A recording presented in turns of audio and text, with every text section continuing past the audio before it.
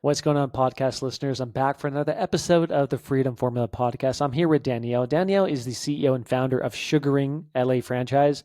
She has 4 corporate locations, 40 franchise locations sold in just a year and a half. Danielle, thanks so much for hopping on with us. Thank you. Thank you for having me, Neel. Absolutely. Danielle, can you explain to everyone, first of all, what does sugaring mean? Like when I first saw this, I was like, is Yes. this like you're glazing donuts? Like what's going on here? But there's a whole Maple industry syrup? behind this. Yeah, exactly. What is sugaring? Yeah. Yeah. So sugaring is actually originated. It was Cleopatra, the queen of beauty invention. It is an ancient hair removal technique, really modernized. So we use a ball of lemon, sugar, and water. And it's Hmm. like almost like a caramel consistency. And we use that to remove hair all over the body, from brows to toes, for men and women and people of all ages, all skin types, and um, ethnicities. So, Wow. How did you get into this? Were you just like, oh, let me research Cleopatra? Wow, what is this yeah, lemon thing? Let me try it on my arm. Or like, how does one get into this industry? yeah. Gosh, I think I was really looking at ways to use organic natural products on my skin. Hmm. I had a lot of like skin issues when I was young, and I think it's not something we're really taught growing up of like, oh, here's a great alternative that's better for your skin. Hmm. So I went into beauty school and was introduced to like kind of a simple technique of it and was like, this is amazing. Like, you can't burn people, you can't lift skin. It's great for everyone. And I just really honed in on it and was like, I love this and I'm going to get really great at it. And throughout, I kind of, figured out ways to be quicker and more efficient and mix the different pastes to really come up with a great texture for the different hair types. And people loved it. Like, they absolutely loved it. And to be able to see something working for people that have struggled with hair issues, they Hmm. can't shave, they get razor burn, they get ingrowns, and sensitive skin, like to Yeah. finally for them to have a solution, it was like really rewarding for me as well. Yeah. Also, I loved using it because I'm Portuguese, Italian, and got thick, strong hair, and so for me to be able to have this great organic product that I can use on my skin as well. So Very cool. And so you opened up your own studio in the first one was in Los Angeles. Is that right?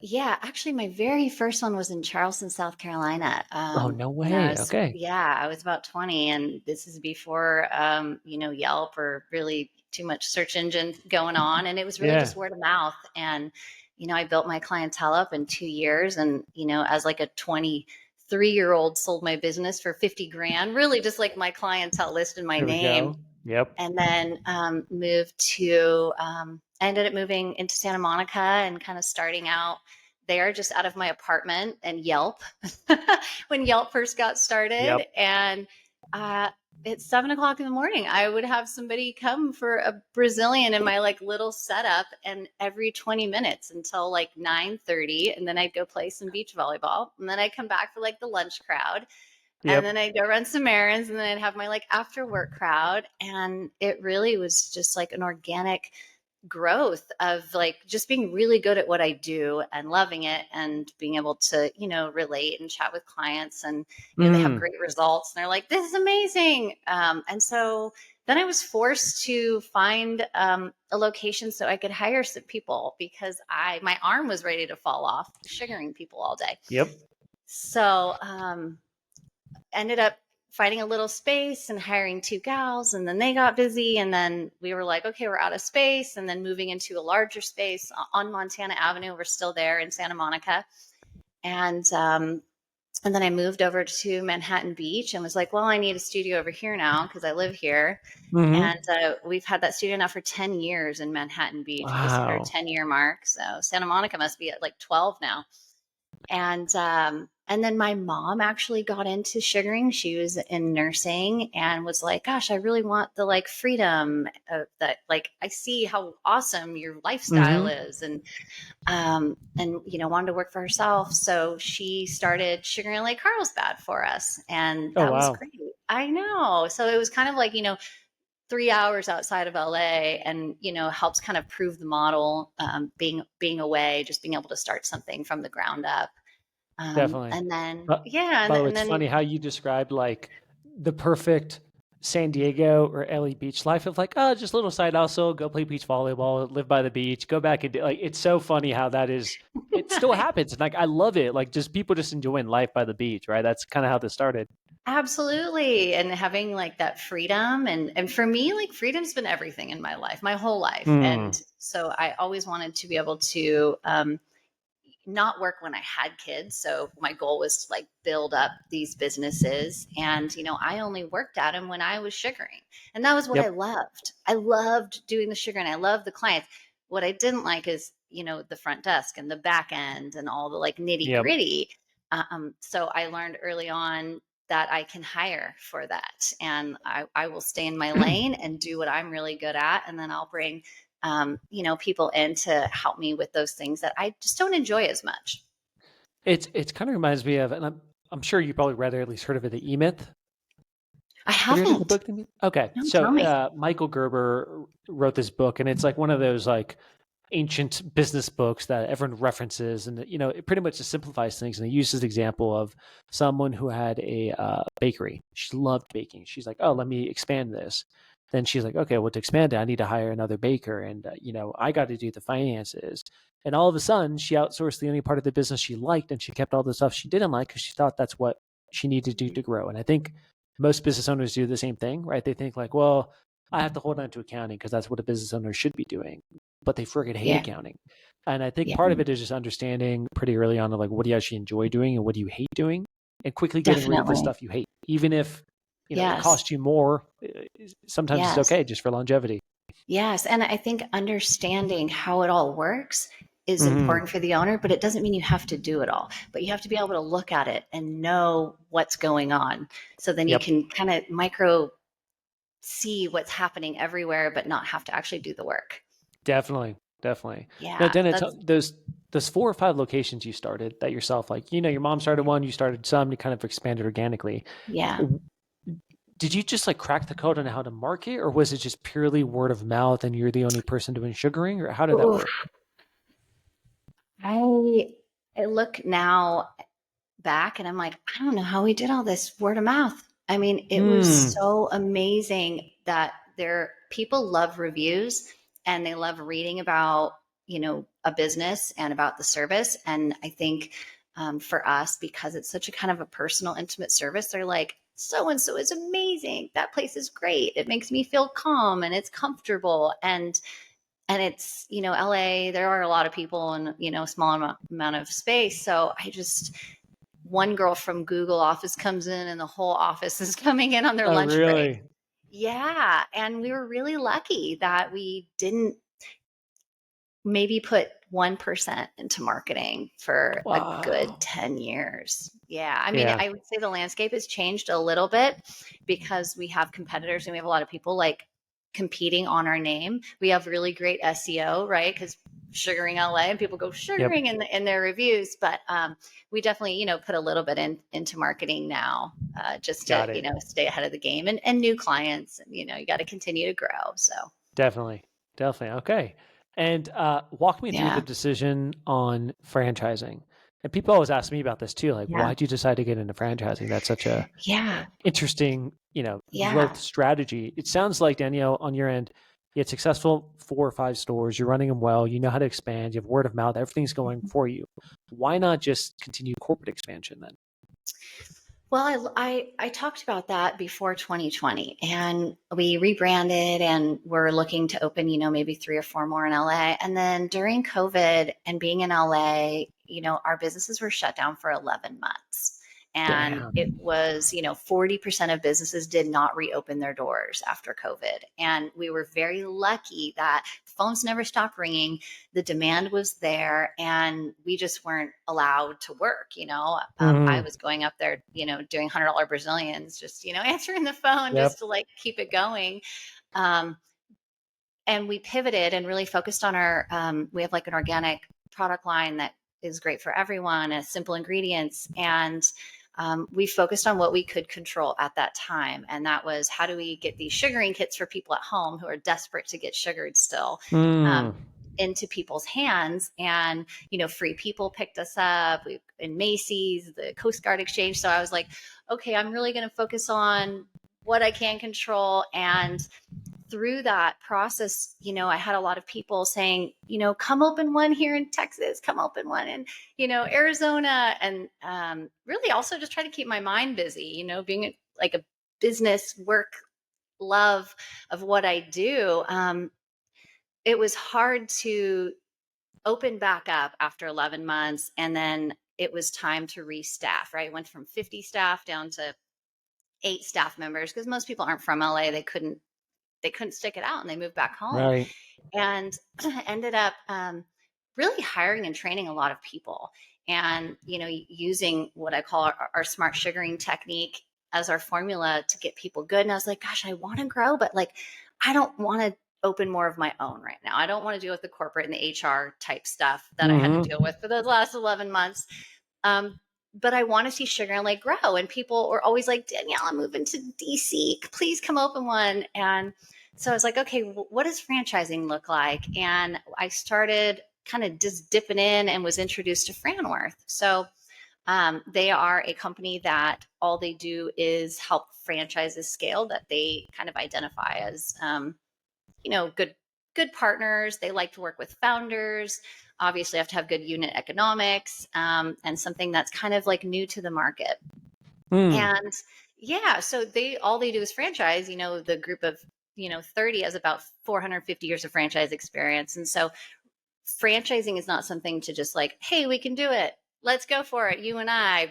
friend, and let's sell it, right? There are so many components to franchising that really need to be done well to have a successful franchise, as well as be able to support your franchisees, right? Because that's everything, the support, the infrastructure. Yep. And then so partnering with Repum, who also has Buildum. So we have a sales team, we have infrastructure, we have all of the technical features and the systems and platforms for everyone to, it's like the brain of SugaringLA, I call it, to Yeah. really hold a franchisee's hand throughout the whole process. And for me, I was like, gosh, that if I'm going to do this, I'm really good at what I do. They're really great at what they do. And we're all going to come together and create something amazing, and, really bring like the Whole Foods of hair removal to the market and make it that like household name and normalize this as the standard of hair removal. So they really Yeah. kind of saw that vision as well. And I've never met more system, process oriented, organized people in my life. And I loved it because that wasn't me. I Yep. was like, let's just figure it out. And now I'm like, oh, wait, there's a lot of stuff that goes on in the back end. And so it's been really neat to take this franchising journey. And also, I love like mentoring others. And Yep. I've been able to, um, give people an opportunity to have their own business and get out of that corporate world of, mundane, locked in, same old day in and day out. And it's such a rewarding thing that we do, of like changing people's lives and empowering, women to have jobs and careers and Yep. giving them opportunities. So it's really great all around. So it's been That's it's been awesome. awesome. Yeah. Daniel, question for you. And earlier you kind of talked about the reason you got into business is freedom, right? We're talking about Yeah. the beach mom, but you want to go play volleyball and stay by the beach. And like, that's why you got into it. That's why your mom got into it. Now, I'm curious on your mindset because you have the freedom and you're like, let Yeah. me get into franchising, right? Let me, this beast, building a national brand, scaling. I've achieved freedom. Now I'm getting back into this game. The reason I Yes. ask this and why I know this, because I went through the same mental hurdle, right? Yes. Of like, wait, why am I doing this again? Like, this is like, I'm building a national brand. What's like, why? What I is your know. reason? Like walking back to like your decision of doing this compared to Yeah. the freedom aspect. And was that even a big deal for Yeah. you? Or you were like, Yeah. yeah, I'll figure it out. I think I saw that, for one, I didn't have to work for like the last 7, 8 years, and it was wonderful. And I really Mm-hmm. got to do what I wanted every day, and I love it. And I had a child and spent time with her. But what I did see was sugaring kind of getting out there more, but with like terrible reviews of the places, and not the like optimal experience that sugaring should be. And we solely Mm. do sugaring at SugaringLA. It's all we do. We're really good at it. We have different paste textures depending on your body type, your hair type. We have an organic skincare line, and I saw people like trying to franchise and grow their sugaring slash lash or slash tanning business and just not, but I know what it could be, right? And I know how Mm. great like SugaringLA could be out there because people always ask me to do it. And I think it was that little fire of like, Danielle, just go for it. Just see what it's like. And as it's funny because as I look at now, I'm like, oh, I didn't realize I'd be like, I didn't know what it would entail at all, right? And I've Yep. learned a lot Same. of franchising in the last 2 years. And I don't think I did think I'd be working as much doing like Zoom type building and the background infrastructure type things.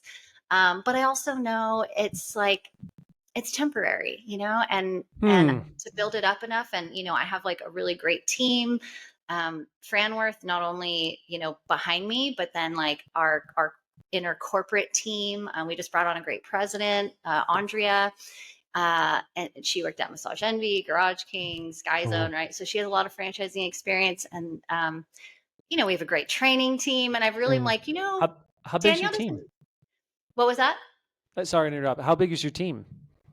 We've got about 5 on our team. Like that's core on the SugaringLA team, a director of training. We have a franchise business coach. We've got marketing, and we've got our president, and we've got me, the founder. And then we have Franworth, which is all of the departments behind like IT, marketing, right? And so we're part of this like bigger parent as well, and we can, rely on their expertise as well as using their resources. Mm. So yeah, so it's like we have our core team, and then we have like this bigger team around us. So we're really well supported, and I feel like as the next year or two, Danielle can kind of just slide back a little bit and just be the founder and show up and do these fun events. And so that's kind of been my vision on this, and it seems to be going that way, so it's really great. Yeah. So that's awesome. I mean, you kind of realize like you would need the support to get to where you want to go without doing all the work yourself. And so you said, Yeah, I'm still going to go for it with understanding that I'm going to have to work a little bit more temporarily, but eventually still get my freedom, still get my vision as long as I have yeah, a good team around me. yeah. And when it's your business, and you're the owner and the founder, you can't really quit. Yeah, Nor do I exactly. want to, but you can step back once you've built it up to a certain level, which I know because I've done that with my studios. So, I do like to kind of know what's going on all the time in all the departments, but maybe not so much be involved in like the minutia of the details of it. Definitely. Gotcha. And Daniel, with your locations which are opening up and you have 40 units sold and a lot of them opening up this year, the marketing's got to be different, right? Because in Oh LA, yeah, you get word of totally. mouth, backlog, 1% of your revenue on marketing, if that. Like, how Yeah, have you figured out how to market these locations since it's yeah. now no longer you? It's going to be you have to teach someone. Definitely. Well, that's all about like the playbooks, right? Of Hmm. doing the groundwork and your pre-marketing, 90 to 120 days before opening. A lot of it's digital. A lot of it's digital. But also there's like a ground game, especially with sugaring, like doing pop-up events, partnering with other, businesses in your community, like um, whether that's wellness or sports related, like an F45 or a Club Pilates, and really doing like a lot of cross promotion and, you know, getting those clients in there to try it, right? Because a lot of people don't know what sugaring is yet.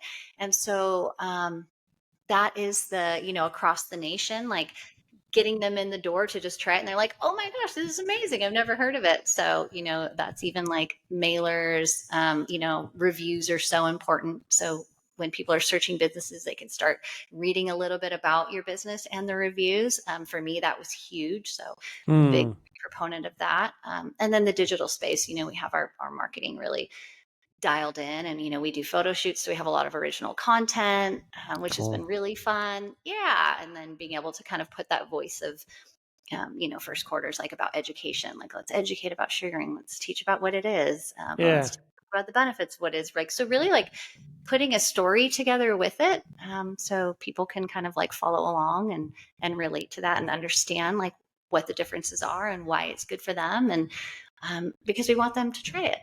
And we get a lot Yeah. of people who have never done hair removal before, and a lot of people who've been burnt by waxing or they've been scarred by laser and they're really scared of hair removal, or who have really sensitive skin or eczema, psoriasis, and we can go right over it. And they're like, oh my gosh, how come I've never heard of this? It's amazing.